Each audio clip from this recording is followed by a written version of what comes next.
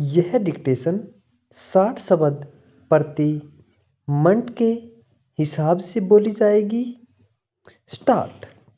अध्यक्ष महोदय, आज सदन के सामने जो बाढ़ और चक्रवात के बारे में हम लोग बहस कर रहे हैं वह निश्चित रूप से देश के सामने एक महत्वपूर्ण सवाल है। विराम।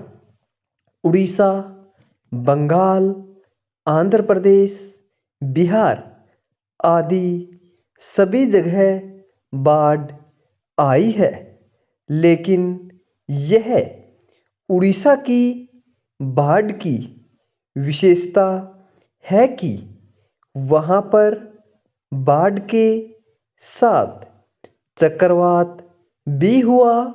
विराम।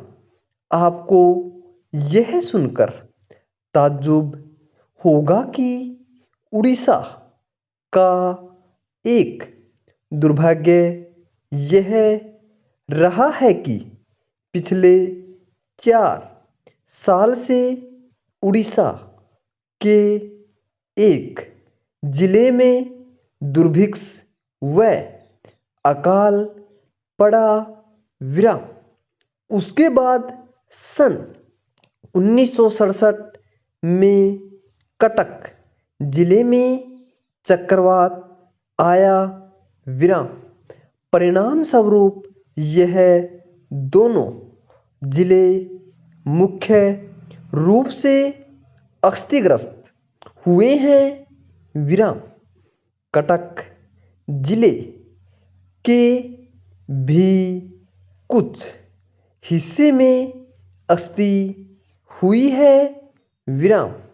मेरा यह सरकार के खिलाफ आरोप है कि मेरे चुनाव क्षेत्र में पुरी जिले में 26 तारीख को जब चक्रवात हुआ तो आपको यह जानकर ताज्जुब होगा कि उसके बारे में मैंने प्रधानमंत्री जी को चिट्ठी लिखी और मैंने उनसे आग्रह किया कि वह खुद वहाँ पर जाएं या कुछ मंत्रियों को भेजें, लेकिन वह तत्काल वहाँ पर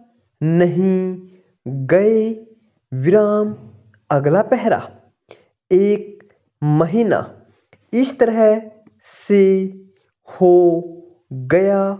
विराम।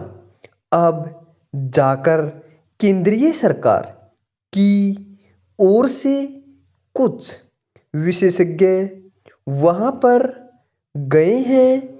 विराम। स्थिति की भयंकरता का अनुमान आप इसी से लगा सकते हैं कि कोई 13 लाख लोग बेघर-बार हुए हैं और करीब-करीब 4,88,000 एकड़ जमीन पूरे धान की फसल, जो कि एकमात्र वहाँ की फसल है, वह सब खत्म हो गई है। विराम। सवाल अब यह है कि इन 13 लाख लोगों का पुनर्वास कैसे किया जाए। विराम।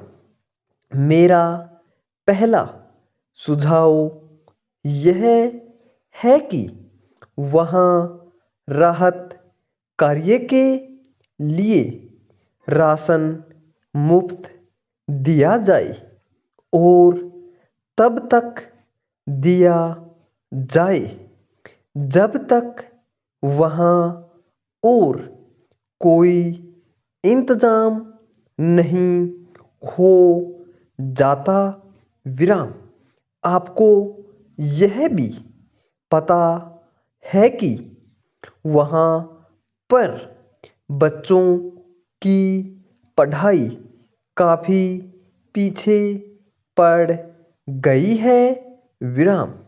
हाई स्कूल और प्राथमिक स्कूल गिर चुके हैं।